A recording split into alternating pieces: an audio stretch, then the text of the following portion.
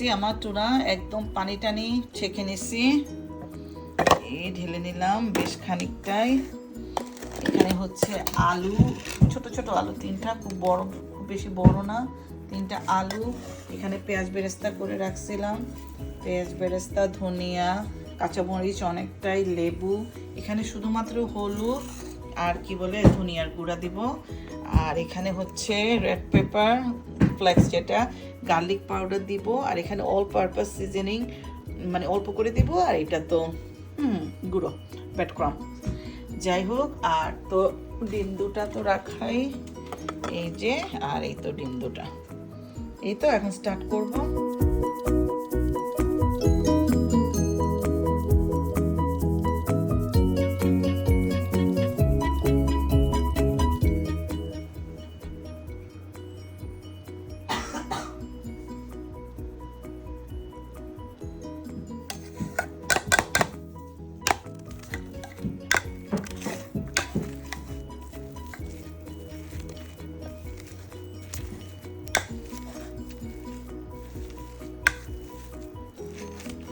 লবণটা দিলাম, একে একে সব কিছু দিয়ে দিব।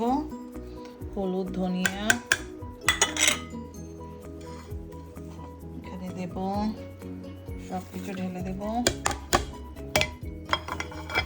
লেবুটা তো আসলে চিপে দিব। ওকে, একটা দিলাম। লেবুর গন্ধটা অনেক সুন্দর হয়ে আসবে।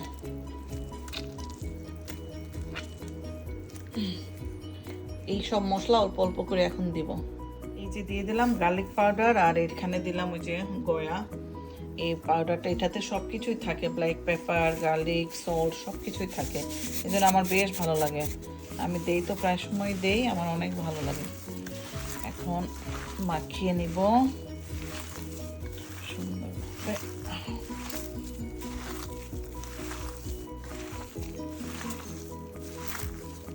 আলুটা মনে হচ্ছে কম হয়ে গেছে, এখানে বেশ চারটা তো অনেকখানি হয়ে গেছে দেখতেছে। না ঠিক আছে, তিনটা আলু ঠিক আছে। জানি না, ওকে। ও আচ্ছা আচ্ছা, ডিমটা তো দিলাম না, এটা দিয়ে দিলাম।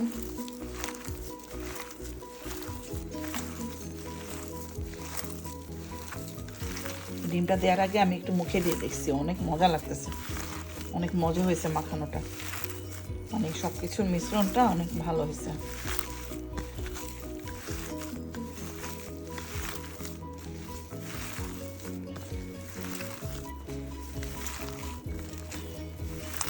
ভেজে করলেও মজা, এভাবে করলেও মজা, মানে পিসটা ভেজে নিলে করলেও ভালো, আবার এভাবে করলেও মজা হয়। দোনোভাবে, ইটস ডিপেন্ড অন মিক্সিংটা কেমন হচ্ছে, বা সব কিছু মিলিয়ে মজাটা আসলে। মিক্সটা ভালো মতন করি, মোটামুটি সুন্দর একটা ডো মানে ইয়ে হয়ে গেছে। এখন আমি হাতের এটা ফেলে আবার আরেকটা পরে, বা এখন